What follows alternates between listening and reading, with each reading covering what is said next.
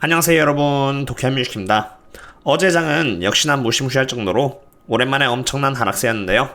대부분의 기업들이 하락하였고요.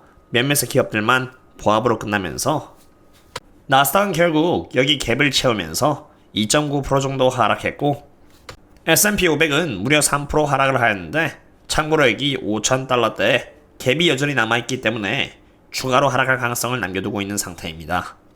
우선 계속 분석을 이어나가기 전에 제목의 상태가 여전히 안 좋은 상태이기 때문에 듣는 입장에서는 불편할 수 있을 텐데 죄송하다는 말씀을 드리면서 어떠한 경위로 일어난 주가 흐름이 나오게 되었는지, 그리고 어떠한 전망을 갖고 있는지, 테슬라는 어떠한 상태인지 또 한 번 더 다뤄보고자 합니다. 우선 미국 증시의 이러한 하락에 있어서 저는 옌 캐리 트레이드의 언와인드가 주된 원인이지 경기 침체를 주된 원인이라고 바라보는 것은 잘못되었다라고 계속 말씀을 드려왔는데, 어제 ISM 지표에 있어서 컨센 대비해서 이렇게 전반적으로 높은 수치가 나오면서 경기 침체의 가능성을 일축시켰고, 그에 따라서 억울하게 동반 하락했던 원유 기업들은 말아 올려주면서 아래 꼬리를 만들어 주었습니다.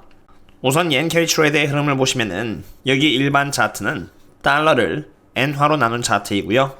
파랑색은 QQQ를 러셀 ETF인 IWM으로 나눈 차트인데, 재료금리 정책에 따라서 분모해있는 엔화가 약세를 보임에 따라서 차트는 이렇게 계속 우상향을 해나갔고, NK 트레이딩을 했던 세력들은 엔화를 숏치고 저렴한 금리의 돈을 빌려서 분모에 있는 IWM이 아니라 분자에 있는 AI와 테크가 포진되어 있는 QQQ를 대상으로 집중 매수를 하였고, 그러한 이유에서 이 두 개의 차트가 오랜 기간에 걸쳐서 꾸준히 싱크로되는 움직임을 보여준 것입니다.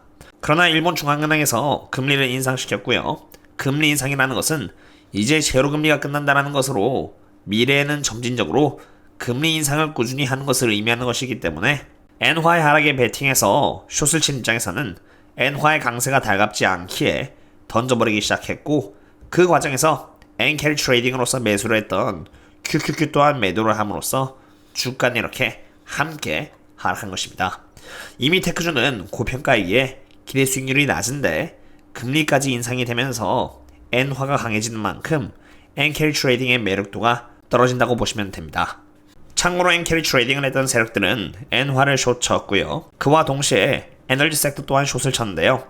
숏에 의해서 고통을 받았던 에너지 섹터는 전체적인 S&P 500에 있어서 고작 4%의 비중밖에 차지하고 있지 않을 정도로 매우 저평가를 받고 있는데, 샴스 룰이 0.53을 가리킴에 따라서 경기 침체에 대한 가능성과 함께 억울하게 에너지 섹터까지 하락을 한 것입니다. 여기 일드 커브가 보여주고 있는 것처럼 경기 침체가 올 것이라는 말에 동의를 하지만 지금 당장 왔다라고 생각이 되지 않기 때문에 에너지 섹터의 하락은 억울한 하락이었고, 그것을 저는 기회 삼아 저점 매수를 하였고, 그 내역을 저희 멤버십 분들께 따로 또 공유를 드렸는데요. 만약 이번에 경기 침체가 온다면은 과거와 같은 패턴을 보여줄지는 저도 모르지만 적어도 1973년부터 2020년까지 경기 침체가 오기에 앞서서 원유 기업들의 주가는 평균적으로 매우 큰 폭으로 상승을 했다는 것입니다. 원유 기업들이 상승을 한다는 것은 유가가 크게 오른다는 것을 의미하는 것인데, 이 말인즉슨 유가가 경기 침체의 촉매지 역할을 한다는 것을 의미합니다. 유가의 상승은 물가의 상승을 의미하는 것이고, 물가의 상승은 그만큼 경제가 버틸 체력이 있다고 생각하고 인플레이션을 생각하지만, 유가가 너무 과하게 상승을 해버리면은 그때부터는 수요 파괴인 디맨드 디스트럭션이 일어나고, 그 과정 속에서 좋다라고 생각했던 경제가 갑자기 뚝 끊기면서 경기 침체가 일어나게 되는 것입니다.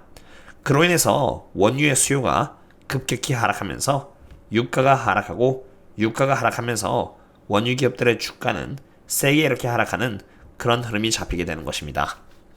전 그래서 원유의 수요의 현황에 대해서 꾸준히 관찰을 하고, 최근 유가와 원유 기업들의 하락이 정당한 하락인지를 바라보는데 상당한 시간을 썼는데요.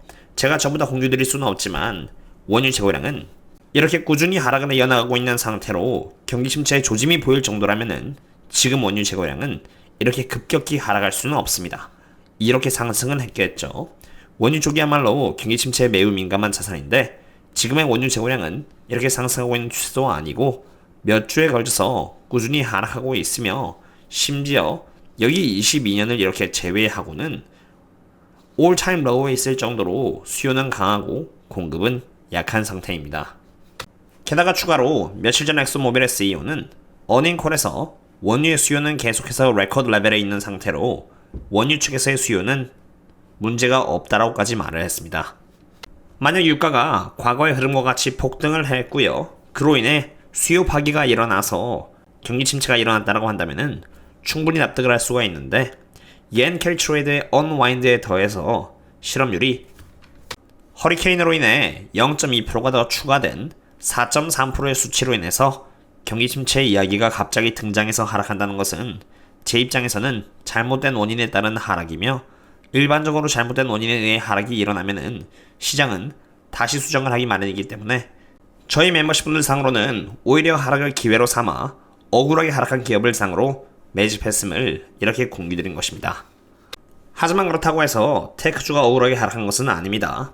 실제로 미국 달러를 엔화로 나눈 차트를 보시면은 옌 캐리 트레이딩에 의해서 QQQ가 막대한 수혜를 받고 여기 23년과 24년에 걸쳐서 S&P 500에서 가장 큰 비중을 차지하게 될 정도로 고평가가 되었기 때문입니다. 비중이 크게 오른 것은 실적과 성장률도 있지만 적정 주가가 아니라 섹터가 고평가라는 것은 성장률 그 이상으로 주가가 올랐고 그런 데에는 옌 캐리 트레이드가 큰 역할을 했기 때문에 옌 캐리 트레이드가 회수가 된다면은 가장 크게 타격을 입는 것 또한 가장 크게 수혜를 본 섹터가 입게 되는 것이 맞는 것이 되겠습니다. 그렇기 때문에 저는 여전히 나스닥과 같이 성장주가 집중되어 있는 지수나 테크들 주상으로는 여전히 보수적인 입장입니다.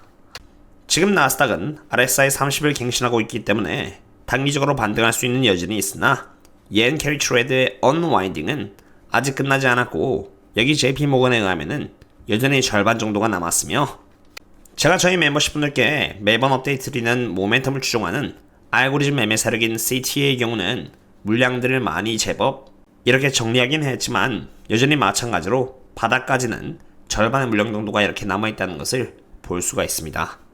그리고 추가로 마켓 시리엑스 인덱스는 시장의 상태가 완화적인지 긴축적인지를 보여주는 지표인데 보시면 최근 들어서 389를 갱신하면서 드디어 긴축적인 방향으로 이렇게 잡혔음을 볼 수가 있습니다.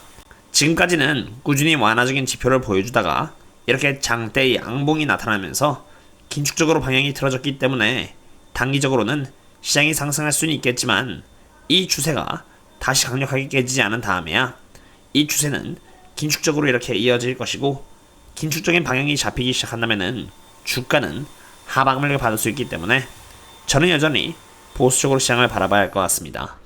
그런 관점에서 바라본다면은 테슬라 또한 그렇게 급할 건 없다고 봅니다. 저는 8월 5일 이렇게 멤버십 분들 상으로 10시 50분에 테슬라 옵션 현황을 공유드렸고요. 풀옵션은 200달러대에 잡혀있었던 상태로 그때 당시에 테슬라의 주가는 여기 적혀있던 것처럼 185달러대였습니다. 풀옵션은 하락 베팅하는 세력들인데 감사하게도 테슬라의 주가가 여기 200달러의 풀옵션보다 더 낮은 185달러의 위치에 있으니 여기 노란 색깔인 풀옵션의 세력들이 수익 실현을 할 수 있게 되는 것이고 그 과정에서 주가는 200달러 근처로 끌려 올라가게 되는 것입니다. 물론 여기서 변수는 풀옵션의 수량이 줄어들지 않고 상승을 해야 하는데 8월 6일인 오늘 아침에 바로 브리핑을 드렸듯이 풋옵션이 소화되어야 했음에도 불구하고 487에서 오히려 783으로 높아지면서 계속해서 주가를 여기 200달러 근처로 끌어올렸고요. 그와 동시에 여기 220달러대의 콜옵션의 수량이 늘어났기 때문에 오늘의 트레이딩 범위는 200에서 220달러대로 정해지게 되었습니다. 여기서 어디가 더 먼저 깨지냐에 따라서 앞으로의 향방이 결정이 나는데 그 부분은 제가 오늘 밤에 업데이트를 멤버십 분들께 드리도록 하겠습니다.